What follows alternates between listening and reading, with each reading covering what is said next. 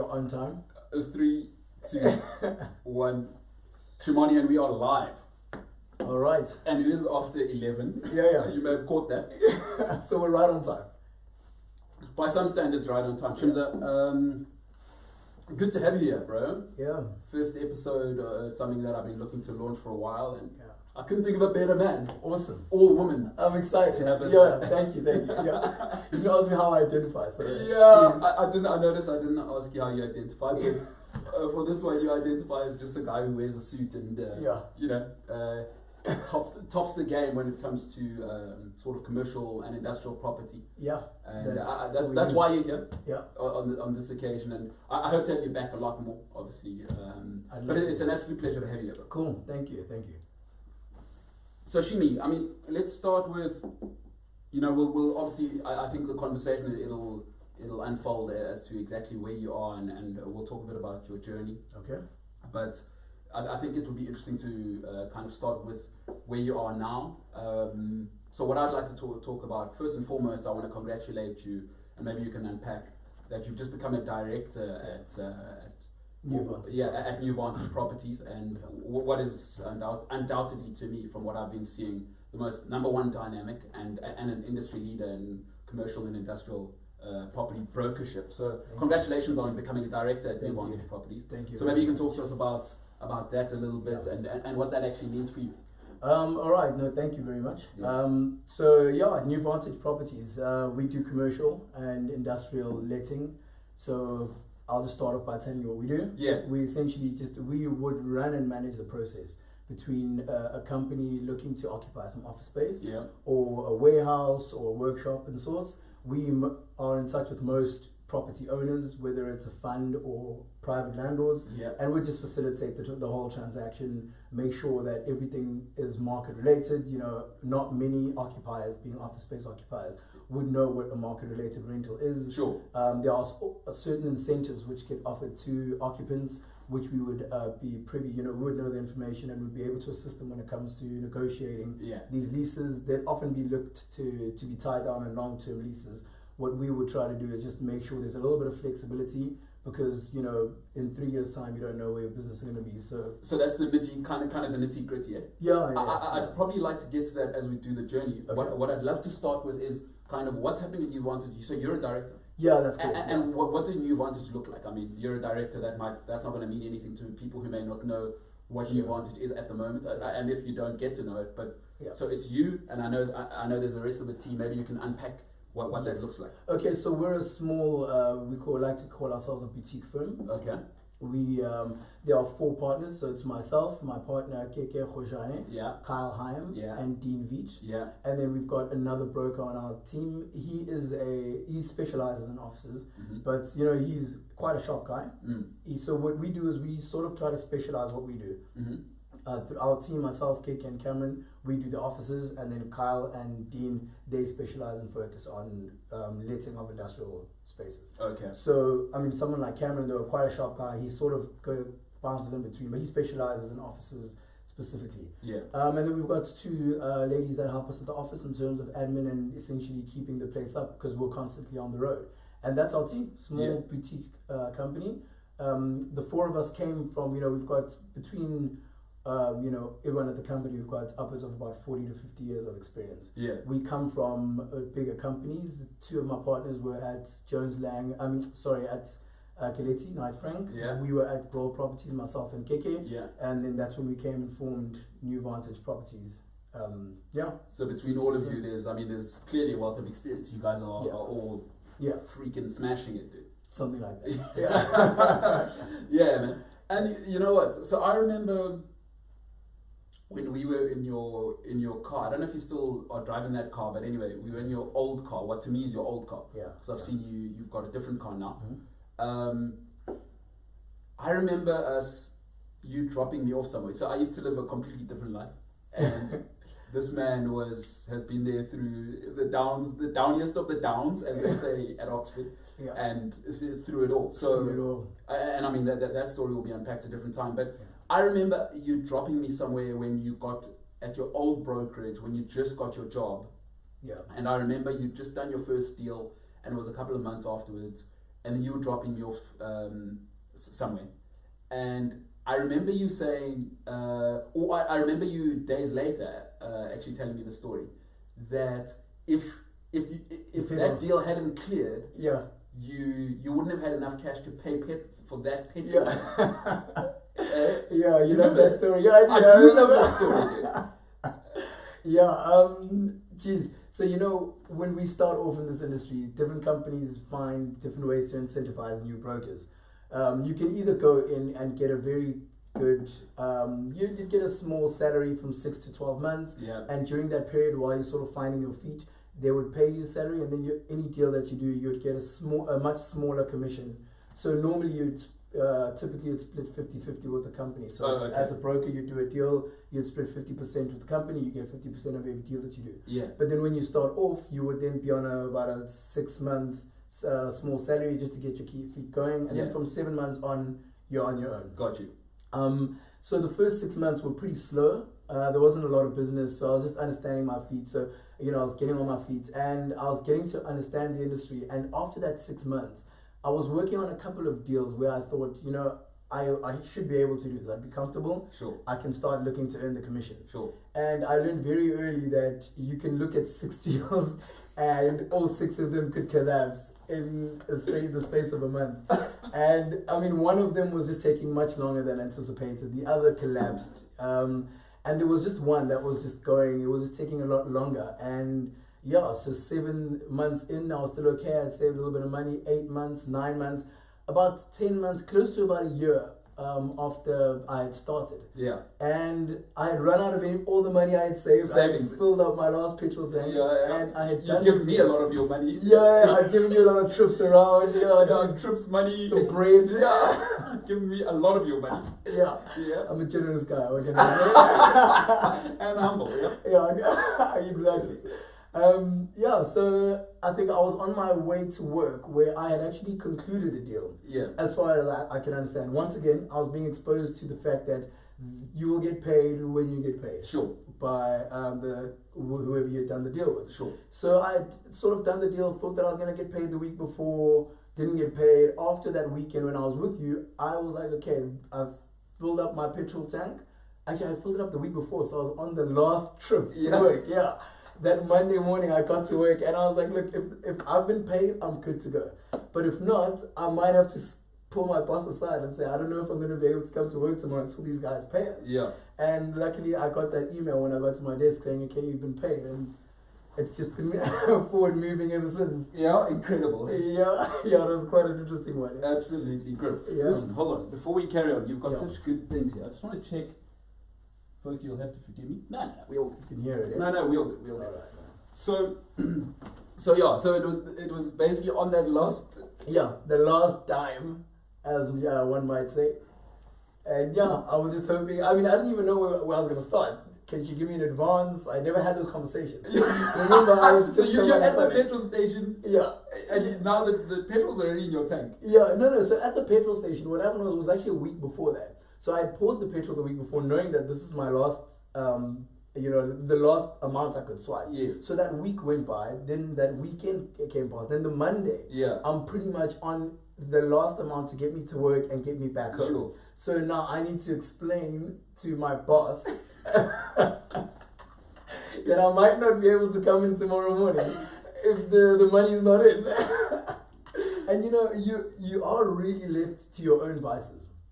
I mean, if you need help, the door's open. You can go and you can ask. Sure. But I mean, when I think about it now, I probably could have gone to her much sooner and explained the situation, and she could have done something. I don't know, but I just felt like, okay, I need to make this work. It's look, at the end of the day, it probably made me stronger, and every deal makes you stronger. I believe it's not easy. Yeah, it's not easy out. It's not easy out there. No. I mean, we don't earn a salary. Essentially, we are entrepreneurs within ourselves.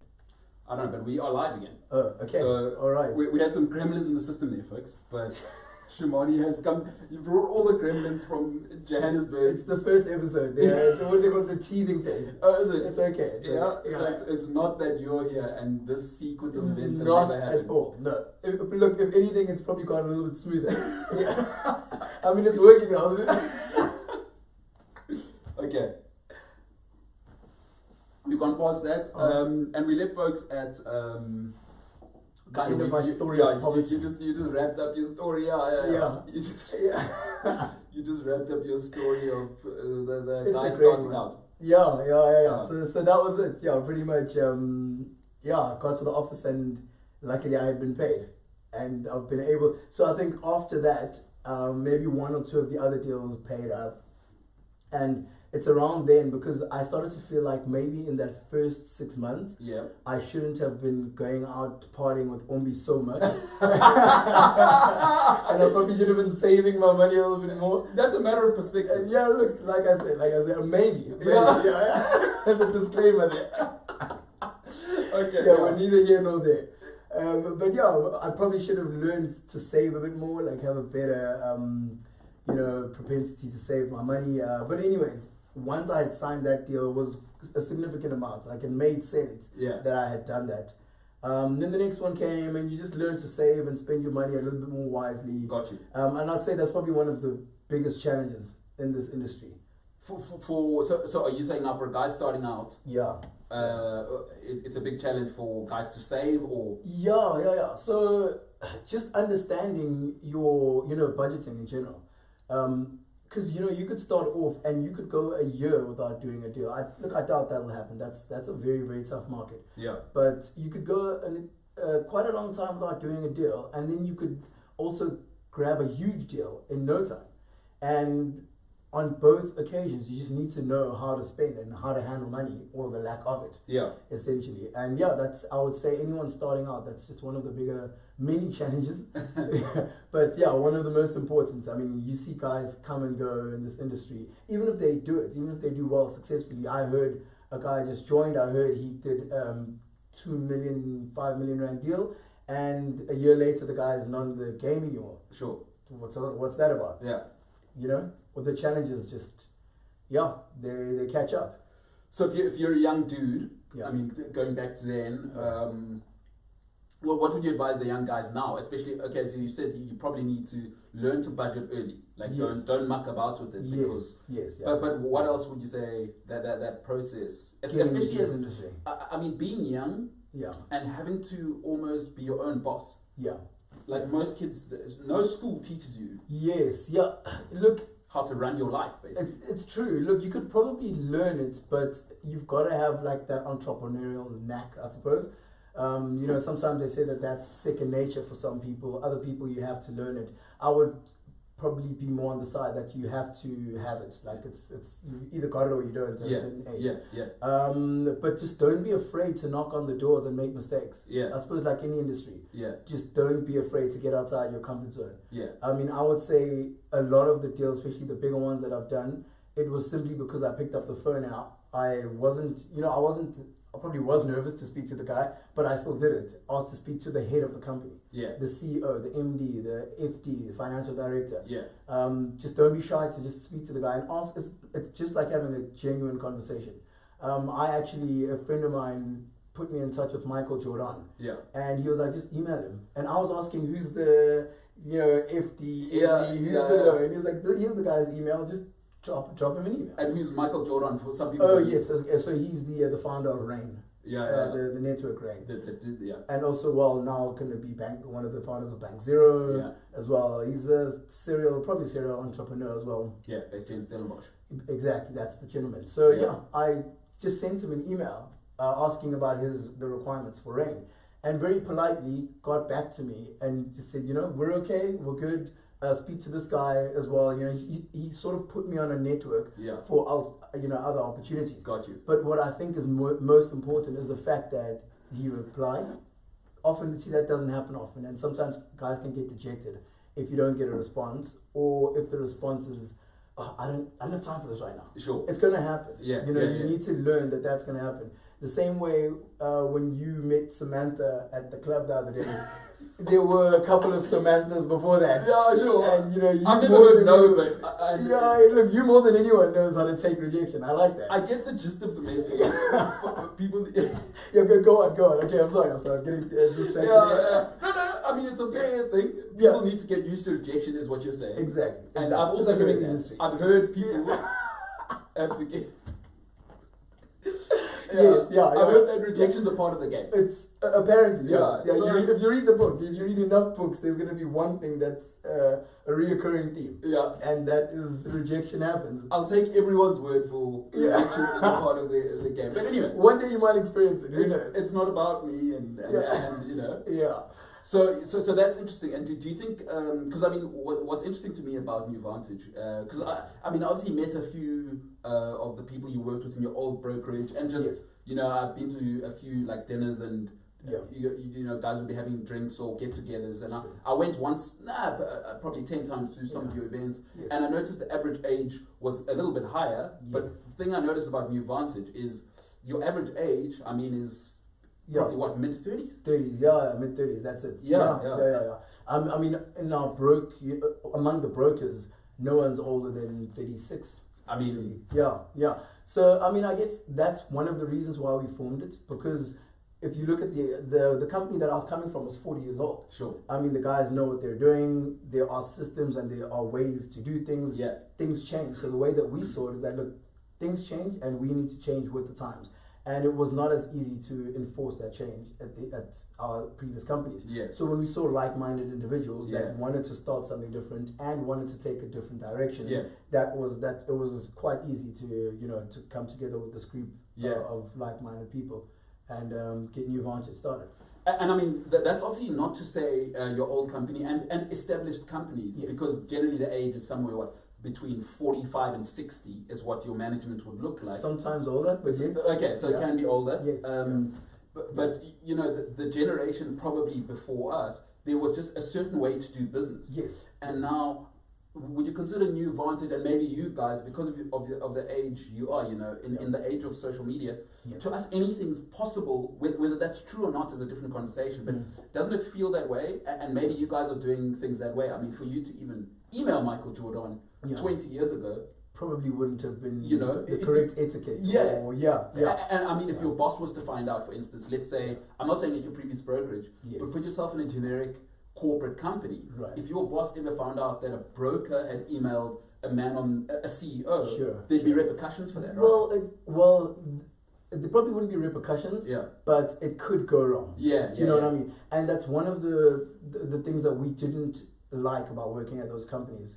One of the challenges we found, I would say, is simply because you aren't encouraged to try to break the mold. Got you. And that was the challenge, you know, that was the problem, you know. It could go wrong, so don't do it. Yet if you do it, there's potential for growth.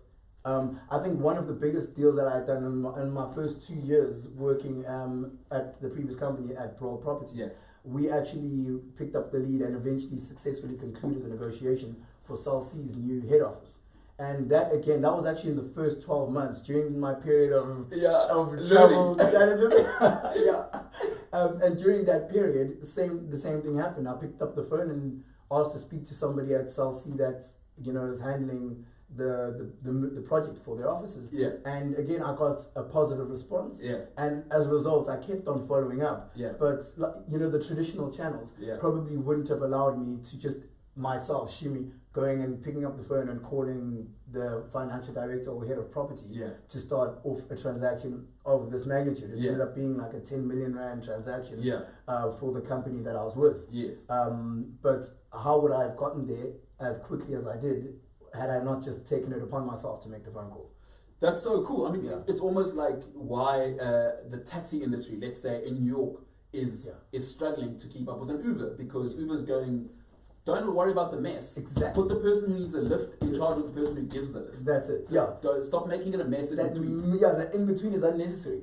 That lag time of calling a, you know, how did we used to do? You'd have to call a call center. And where are you? The cabs. What time are you going to be done? How do I know what time I'm going to be done at dinner with my friends? I don't know. Now I have to leave, guys, my cabs. No. Uber just said, cool, match it up. This is the guy, and he needs it now. Oh, this guy's available right now, and he's here.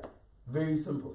So is there sort of that disruptive mentality with you guys in terms of you guys are able to that energy, number one, because of youth. Youth has, you know, and new ideas, and then that ability to just go, who cares if you're the CEO, you know? Yeah. Like, absolutely. Yeah, absolutely. I mean, I don't really like the term disruptor. I feel like it just gets thrown around a little bit too much. I mean, sometimes it's just a fresh approach, a new way of doing old things. You know, disruption to me is completely different. But I would say, yeah, we just have a new way of doing things, a new dynamic way of doing things. Our slogan is actually collective expansion. Yeah. One of the challenges that we found at our older companies was that, you know, there wasn't a mentality of we're all in this together and of synergy where we could all grow together. Yeah. We have a specifically very open floor plan where everyone can speak to everyone, share ideas, hear what everyone's talking about. Yeah. There's none of this is just my deal. I need you to know what I'm doing. Got you. Because you might be able to assist me in finding a solution to this. Yes. So, you know, that's one of the many things that we're doing differently. Yeah. As well as using tools like social media Yes. to try to speak to the correct people or be in front of the correct people. Yeah. Whereas the traditional models would be to pay 30,000 Rand to put a huge 2-LED board. You know, I would think to myself, if somebody's looking for offices, they're not going to stop and look at a board and try to take a picture while they're in traffic. You would probably just go to Google and look up offices or warehouses in a specific area, and all the options are there. So we now are focusing where people are looking today.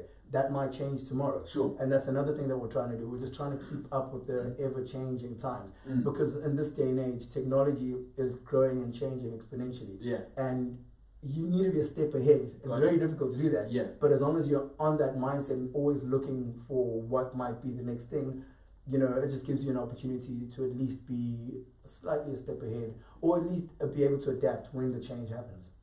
And I've got to be honest, I haven't followed your journey. I mean, I've met, I know, two of your team really well in Gege and Kyle. Yes. What I love about it that I've kind of followed is, you know, a lot of us, and especially myself trying to be an entrepreneur, a lot of my struggles have been, you know, we often get stuck in, or let me speak for myself, is I get stuck in my truth and not the truth. And it's interesting what you're saying is you guys are saying, what's actually happening, not what do we think works because it's worked for 50 years. Yes. What's actually happening? Yeah. Is, you know, with that ability to go, okay, no, social media is the way to get it out, or whatever the channels may be. Because, I mean, we're part of something bigger, right? Got you. So we're not going to be able to control what the bigger picture does. Yeah. Everyone's going to go there. I mean, we could have resisted the idea of Facebook, you know, Instagram. There are people out there that are resisting it. But the wheel's going to keep turning.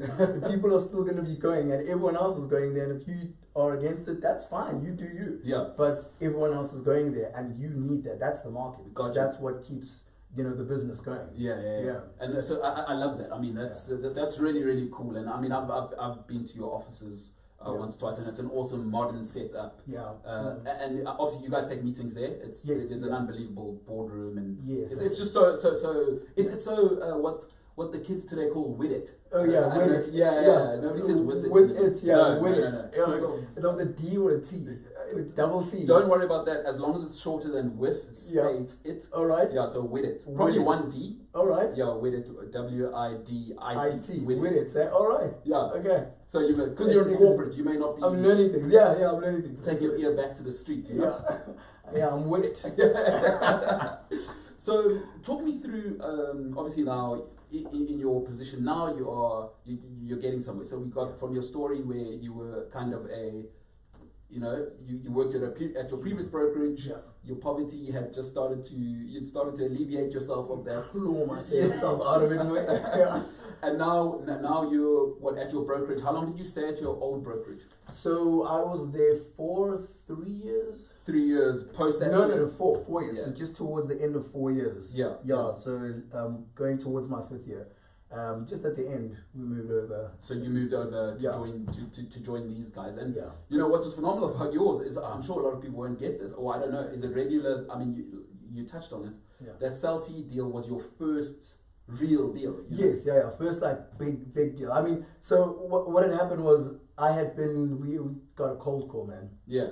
So we were just cold calling and canvassing, and within the first 6 months to a year at that company, I got a hold of them, and we had started working on the deal.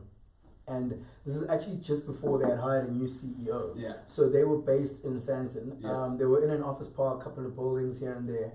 And Alan Not Craig was then appointed. Yeah. You know his son. I know his son quite well. Yeah. So Alan Not Craig got appointed during the process. So it was taking some time. I would call, would have meetings. Not much was happening. So during that time, I did a couple of deals there to find my feet. Yeah. This is now the point where I'm saying I had 5-6 deals on the plate, and others are taking long, others are falling off. Because when you have a deal of this size, you think to yourself, okay, I can get off the salary because then I'll get a bigger commission, right?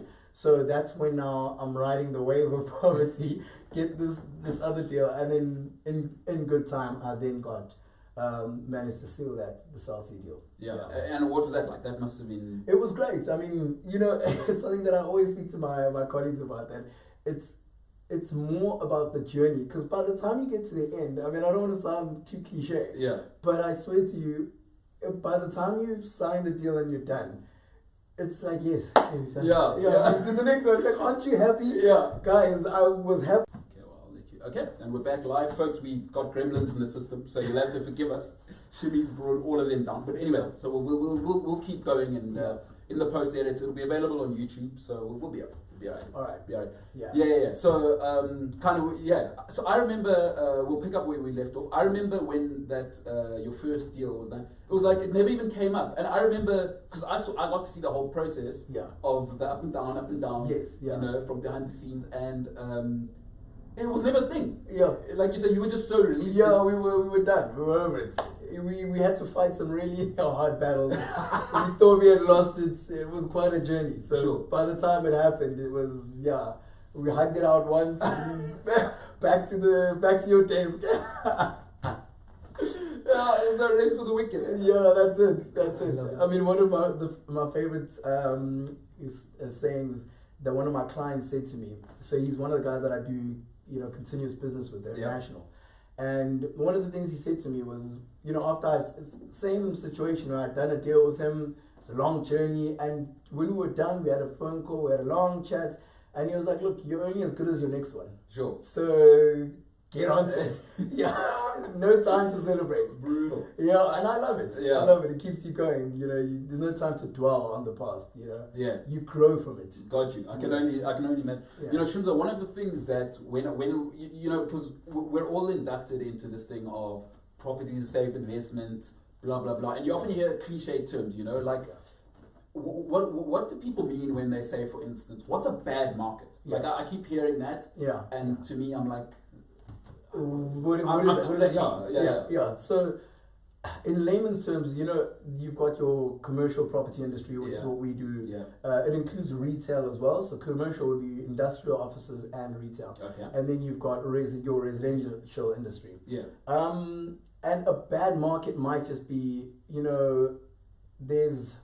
Like right now, we're technically in a bad market just because there's so much political uncertainty. Okay. So a lot of people, I've found a lot of my clients just aren't pushing the button on projects that would obviously require more space and more property as a result of that, just because they're unsure. When elections are coming up and you're in the middle of load shedding, all these challenges, they basically mean that people are taking a lot longer to make decisions. Some people are even delaying payments for certain projects, and maybe even your rental or putting down deposits just because of the level of uncertainty, and that has a knock-on effect. Sure. So the reason why the market becomes a bad market is because an issue like that for me means an issue like that for somebody else. Sure. Where a developer is looking to push the button on a project, and if he pushes the button, someone else might sign, but that won't happen until the previous guy signs, and he's not going to sign or put down a deposit because he doesn't know what's going to happen in May, on the 8th of May, on election day.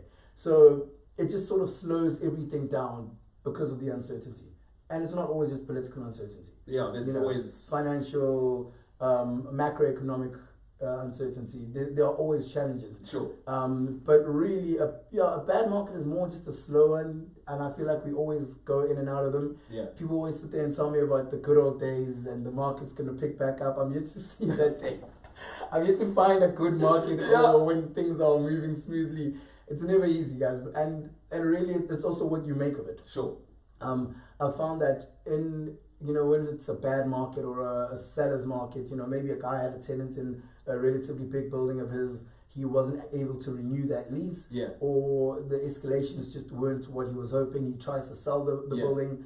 You know, a lot of people are maybe trying to sell their properties just to free up capital. Got you. And that might be seen as contracting economy, or a slow market. Yeah. But on the other hand, it's actually an opportunity, because there's an opportunity in everything. For us, we see a guy looking to sell. There's always somebody that doesn't see a bad market that's going to want to buy that property or invest in it. And you know, there's always that opportunity. You create the opportunities either way. And how do you guys, so let's speak to you specifically. It's interesting that you have that mindset, because a lot of guys, you know, that I've been exposed to, people get caught up in what's the media saying, what are other brokers saying, you know, what are other people in the room saying. How do you guys find that ability to go, okay, just because that happens to be true for other people, like you've just said, there may be somebody else. How do you zone in on that? Because a lot of people do get emotionally affected by, oh, the market's bad because people are saying the market is bad. And what's your guys' mentality? Let's zero in and look, it's important to know why people are saying that, because in order to find the opportunities in that bad market, you need to understand what it is that's making it a bad market.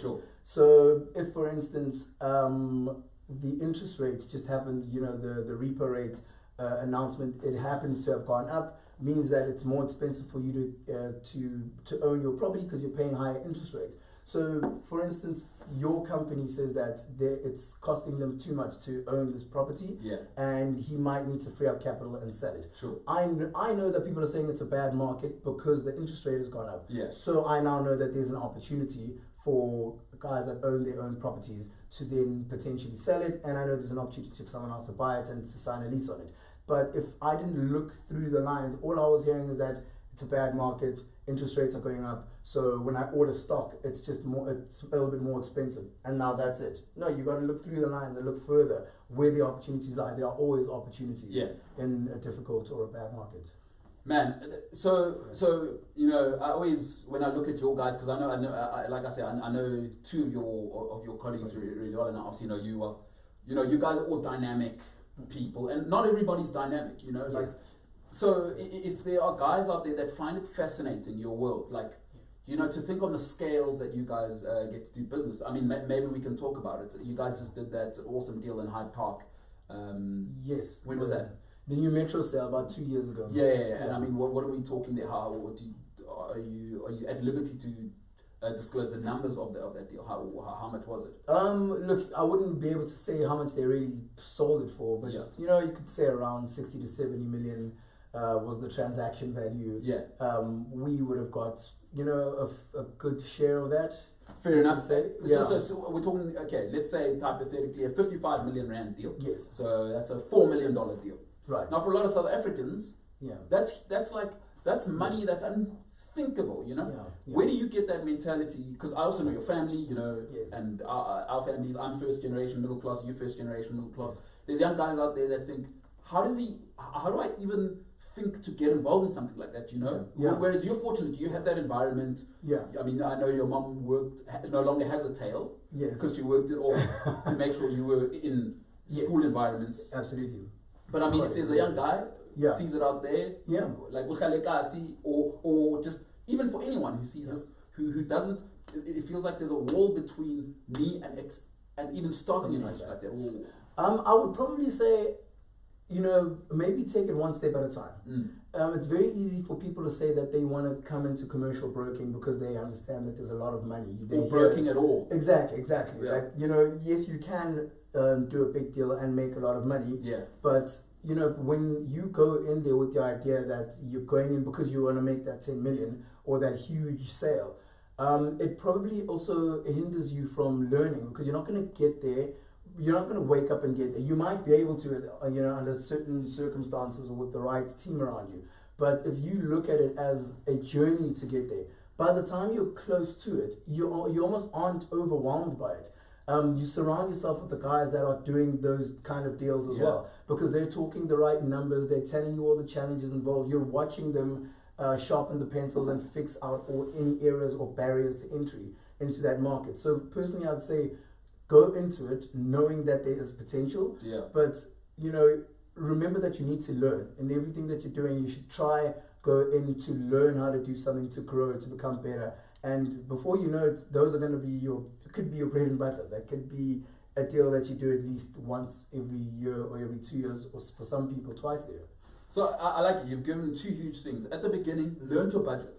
Yes. Like that's huge. Yes. Don't come into it thinking you're going to cane it straight away. Yes. And that's probably a loser's mentality anyway. That's right. I'm going to smash it and I'll be out in 5 years. And not do anything. Just going to get it. It's going to happen. Yeah. No, not the right way to think about it. Yeah, you got to be... Cause, I mean, Shims, that's so interesting to me because you are your own business. You know, that's so... I think a lot of people, even if you work in a brokerage, like I remember with you, it's like you realize quite early, it's like, damn, I'm my own company. Yes. You know, like you almost, I remember you even starting to run your own books. Yeah. We had to do our own taxes. A lot of people, you know, a lot of young people coming out of university, with all due respect to our academia worldwide, they don't teach you that when you go into something like when you say, I want to be an entrepreneur or a broker, you're running your own company now. So there is no, oh, well, I was unlucky. Yeah, look, I mean, I think in today's day and age, there are a lot of silos and incubations that wants to help guys, enterprise development incubation hub that wants you to go and ask the questions. I would say one of the biggest pieces of advice I could tell anybody out there is ask the questions. Ask. And people don't want you to fail. Sure. They don't want to not share the information. You know, everyone wants to help you. You knock on somebody's door and you say, how did you do this? Or these are the challenges I'm coming across. If they can't help you, most of the time, the right people and the good people, which I believe most people are actually good people, they will point you in the right direction and pick up the phone. You don't know that person, but I've given you the number. Pick up the phone and phone them. What's the worst that could happen? No. Exactly. Yeah. So ask the questions. Ask. And I love that. Ask the question. So learn to budget. Ask the questions. When you're in the industry, ask the questions, and I love that. And so now I want to move on to the next part of your journey. Now you've left your old brokerage. Yes. And so what was the transition there? You were at your old brokerage. New Vantage kind of obviously they thought, okay, this guy's doing all right. Yeah. So Kyle, the guy that you met, and his partner Dean. The two of them were at Khayalethu at a point. So I joined Mbulelo Properties. Kyle had just left, moved to a company called Khayalethu. He meets Dean. The two of them do a bit of business together. Kyle comes back to New Vantage. I meet Kyle, become acquainted. Then he leaves and says he's starting his own. He comes back to Mbulelo. He comes back to Mbulelo. Sorry. Comes back to Mbulelo. We become acquainted. He's not there for too long, but at least I get to know the guy. Sure. Sweet. He moves out, and him and Dean then start New Vantage. Okay. So by the time we joined, it was actually a year old. Okay. They were working at Kyle's kitchen table. Entrepreneur story. That's it. Yeah. So they were working from Kyle's house initially, and then about maybe 7-8 months in, I noticed. So I now work very closely with Keke. So her and I are like in a partnership within Mbulelo Properties at this point. And I noticed her saying, I got a phone call from Kyle. I'm gonna go meet him for coffee. It's like, oh, okay. I immediately knew that, okay, these guys are going to ask if she could join the organization. So she called me, she goes, oh my God, you wouldn't believe it. They called to offer for us to join the company. Sure. What do you think? I was like, us. Oh, yeah. So they had offered her. So they asked her to join. And she said, look, you know, you and I work well together. If I go, you should come too. What do you think? So I was like, yeah, I've now thought about it. Because when she said that they were calling her for coffee and she didn't know what it was about, I think I put 2 and 2 together and figured that was the situation. She went, met up with them, came, sat down with me, we had a coffee, and I thought we should do it. Now, what they proposed and what they were thinking, and you know, they aren't just a brokerage, or we aren't just a brokerage. The idea that Kyle and Dean were proposing, it was, of course, the collective expansion thing, which I loved, compared to the environments that we were coming from. But they also spoke about training the staff and making sure that everybody is constantly learning and we're growing. And that was one of the things I felt was just missing at the company that I was at. So I said, great, we're going to work from his kitchen, we're going to work from his living room. So we then moved to Dean's house because there were more staff. I said, I'm happy to do it. And so yeah, we jumped ships, and so we jumped. That was when KK joined. She was going to be a shareholder, and then we had discussed that after maybe 1 or 2 years, the company's grown. I've adjusted to the way that things work, and then I'd have the opportunity to become a director as well. And I think that's pretty much where we find ourselves now. We find ourselves today. Yeah, that's it. So I met those milestones. We felt that there was synergy. The company grew. A couple of changes on the way, but yeah, we find ourselves in now. And talk to me about, we're in 2019 now.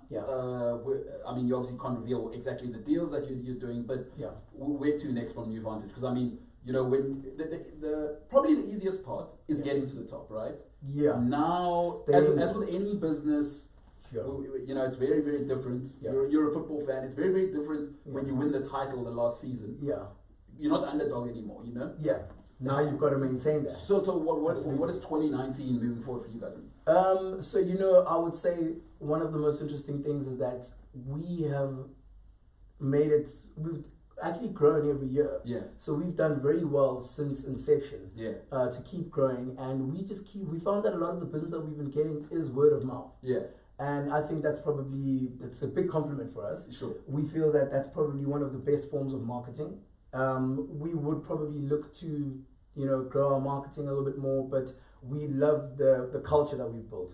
We love the brand that we've built. Talk to me about that culture. Sorry to cut you. Well, you've mentioned it a few times about there's clearly something, the synergy. What is that culture that's happening in there? So the culture is mostly the fact that we all work together. We're all there together. When people see us, if we go to these networking functions that you speak of, we're always together. It's not just a case of it's just 1 or 2 of those guys. Sometimes it is just 1 or 2 guys for whatever particular reason. But everyone sees us as being together. We work together. That collective expansion is not an accident.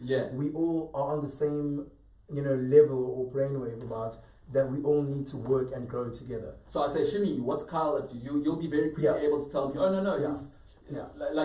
so every kind of that openness you're saying. Kind of. I mean, it happens. I've once been in a meeting with KK where we were speaking to someone, just myself and KK. We were chatting to somebody, and he mentioned that he had a property or a pocket of space somewhere else, and mid-conversation, she was like, oh yes, Cameron is running on a deal that actually might work out. And lo and behold, he's now gone and done the deal in that pocket just because she's aware of what he's doing. We see the value in sharing the ideas and the knowledge of what the business is. That's the new way. So it's open, everyone knows, and that creates opportunities where if you were in that old school thinking where it's my deal, then that's impossible, right? Information virtually, exactly. How would you? So that's the culture that we're trying to move forward. That's the culture we're trying to grow, and it's very easy to take your eye off the ball because you feel like it's already there. We've identified it. We know that it's one of our strengths, and we will continue to focus on that and make sure that that is the foundation of how we grow and move forward. So that being one of the things, we sit quite often just sitting and chatting about different opportunities in the industry. We haven't really hit the nail on the head on anything, but like I said, things are constantly changing. The world is constantly changing, and we just want to make sure that if anything changes within our industry, because not much has really changed since broking has sort of started. Very few things have changed. You still get the boards all over the place, and those they work. The older companies use them because they work. But we just feel like there might be some changes that happen, and the idea is just to keep your eye on them. We feel like there are going to be changes, and we just want to be there when they happen. No, that's fantastic. So we just keep an open mind, basically. No, cool, man. So listen, before I let you go, bro, talk to me about, I want to finish off with New Vantage and your team. So obviously you said you guys kind of do everything, but okay, so run me through, because guys will obviously guys will see this and they may not know that this is an option, and they may know someone looking. So if they're looking for Kyle, what does Kyle specialize in? Even though there's a collective expansion, man, I love that term. I'm going to take it on. But if I'm looking for Kyle, what does Kyle? Where would you say his energies are focused? So basically, this is actually one of the things that we're looking to sort of rectify as well, because there's you know, in layman's terms, you need everyone to fully understand what you do. Yeah. What we do is we specialize in the leasing of offices. Yeah. So we will find a company office space. Yeah. Whether it's for somebody starting out, Yeah. looking for a single desk and flexible office space, Yeah. or for an organization looking for a building, Yeah. or someone looking for land to build on. Yeah. Even looking to convert a house Yeah. into rights to be used as an office. Sure. We will help with the whole process. What I often tell people is that anything property related, you can probably speak to a broker, and if they can't help you, they can direct you. They could tell you where to go. Yeah. And then on the other side, industrial property. The guys identify vacant warehouses. Yes. If you're looking for a small workshop, maybe it's about a 30 to 40 square meter workshop that you want to work from, to a huge 20 to 30,000 square meter workshop or warehouse with a little bit of office in place. They can help with the entire process. Who's that? That would be our industrial team, which would be Kyle and Dean. Okay, They so specialize in that. Cool. That's kind of what I kind of want to leave guys with kind of that. Yeah. If I'm looking for industrial, but of course they'll call New Vantage.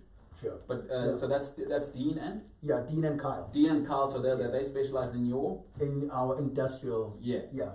They're our industrial team. And then whereas you, KK and Cameron, we focus on offices. Finding office space for individuals or for companies.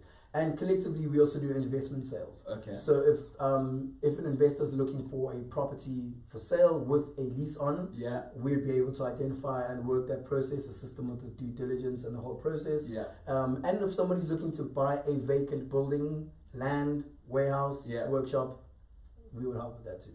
Cool. And where can guys get a hold of you? I mean, I'll put a link in the description on YouTube and Facebook of Shimi's Facebook details, and maybe you can just tell us where. Yeah. So we do have a page, New Vantage Properties, on Facebook. Yeah, I'll put that in. We have an Instagram page as well, New Vantage Properties as well. Yeah. And we will have Facebook pages as well where we just communicate. But mostly our Facebook page is quite active, and of course our website, www.newvantage.co.za.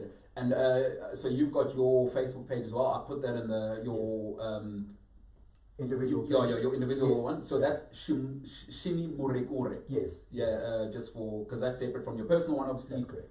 So people can go there as well. And LinkedIn. Sorry, we also have a LinkedIn page. Okay. So and all of us individually. So we've got a New Vantage LinkedIn page. Okay. Cool. And then all of us individually as brokers have our own. That would be Cameron Smith. Yeah. That would be Keke Khojane. Yeah. Shimi Morekure. Yeah. Kyle Hyam. Yeah. And Dean Veach. Cool. What I'll do is I'll make sure that all of their names and we can chat about it after. I'll make sure that everything's available. New Vantage across the board, and then I'll put your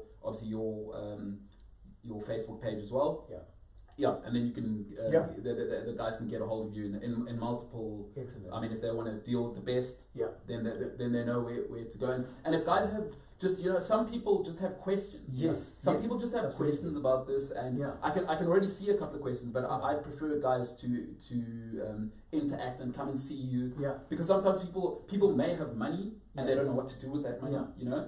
And some people just have questions. Like maybe they're looking for a career change. Maybe you know what I mean. Absolutely. And some ideas. You know, sometimes ideas can be converted into money, and a lot of people sit there with their ideas and don't know where to start. Yeah. We would be more than happy to field any questions or where to start, what direction to go to. Yeah. Our offices are in Brighton, so we'd be popping for a coffee.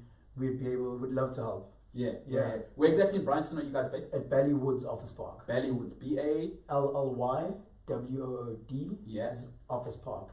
Ballywoods Office Park, Brighton. Yeah, that's right. Bro, I think something I wasn't actually expecting to go this way. I thought we were going to talk a lot more about you, but you've knocked it out the park for me in terms of I've even learned some lessons that I need to probably look at. I love that budgeting. When you're an entrepreneur, learn to budget. That's a huge thing that I think a lot of young people so sometimes many of us aren't taught that from. Maybe take for granted. Yeah, and there are tools out there. Sure. In this day and age, there are tools everywhere. You can download an Excel spreadsheet on how to budget. You can go to a YouTube video on how to budget, and there are brilliant videos out there that can take you step by step from budgeting and saving on a part-time job that you have. Pocket money. There are plenty of tools out there. We just need to find them and make the most of them. there's so much more we can talk about. I mean, you'll definitely be back on with us, and I'm freaking so proud, obviously, as a friend, more as a brother of where you are and what's happened. It's just because I've seen the whole journey. It's also, and sometimes for you, you know, you're actually taking the grenades in the trenches, so you may not realize. But for me to watch it from the outside, and especially from the beginning, you know, I didn't just get highlights every now and then, like, ooh, okay, where's Shimi? You've seen from the first meeting. I remember that. To where we are now. Do you remember I used to have a conversation with you, because I was still at college actually, just before I started working at Brawl, and I used to say to you, I don't know how I'm going to do it, go into the working life. Working a 9 to 5, being told what to do. I do remember. You remember that? You were like, look, man, if it comes up, you'll be able to adjust. But when you need to do it, we got to do it. And I feel quite fortunate that I had people around me, big brothers and friends, that would, you know, I saw you guys in and out in business, working. I was able to watch you, and I think I was a bit fortunate to get the kind of work that sort of fits or molds my personality. Because like I'm saying, I never really had a boss that, you know, in at this time. You had to be disciplined as to how much work you put in, because I always wanted that. I wanted to have a bit of flexibility, but to a job that has the autonomy that the more work I put in, the more I'll get out of it. And that just fit the mold. I was quite fortunate, I must say. And I mean, fortune favors the old cliche. Fortune favors the brave as well. I mean, it is the old cliche, but you know, I find it phenomenal. And I mean, we'll keep unpacking, and I'll definitely have you back on. I can't say that enough. Of exactly, the trajectory is incredible for so many other reasons that we will talk about in the future. But bro, I think that the budgeting and just, you know, keeping your nose down and finding the truth, not your truth, their truth, in order to stay ahead of the changing curves of technology. Absolutely. And consumption is. Always, I've got so much from this, so I hope everybody at home. And ask the questions, guys. Ask the questions. That's the thing I missed. Ask the questions. Especially the young guys. And start asking the questions early. Absolutely. Get into that behavioral routine. And there's no such thing as a stupid question. You know, people are afraid of sounding silly. You must remember, you're new, you're learning. So ask the questions. There are no bad questions. And put in the work, because I know one thing I know about you is you haven't taken shortcuts. You've put in the work. It's an ugly business. Guys, trust me. I've watched it. You know, it's an ugly business, especially early on, and put in the work. That's it. Ask the questions and reap the rewards. That's it. It's wild. So new Vantage, guys. If you want to work with the best, it's Shimi and the guys. I'll put everything up. This will be available on Thinta Talk, YouTube, and it'll be on. So I will strip it as well. It'll be on iTunes. It'll be across the board. And I look forward to bringing you, you know, this is one of the leading guys in Africa, you know, one of the leading guys in brokerage in Africa, not just in South Africa. So I'll be bringing you quality influencers and guys that are doing it on what I view to be another level, and I know objectively to be on another level. So Shimza. Sweet. Yeah, my man. Thank you. Yes, man. Thanks, Shimza. Sweet. Yeah. Good show. Sweet indeed. Yeah. Whew. Yeah, she said, yeah. I can feel your voice.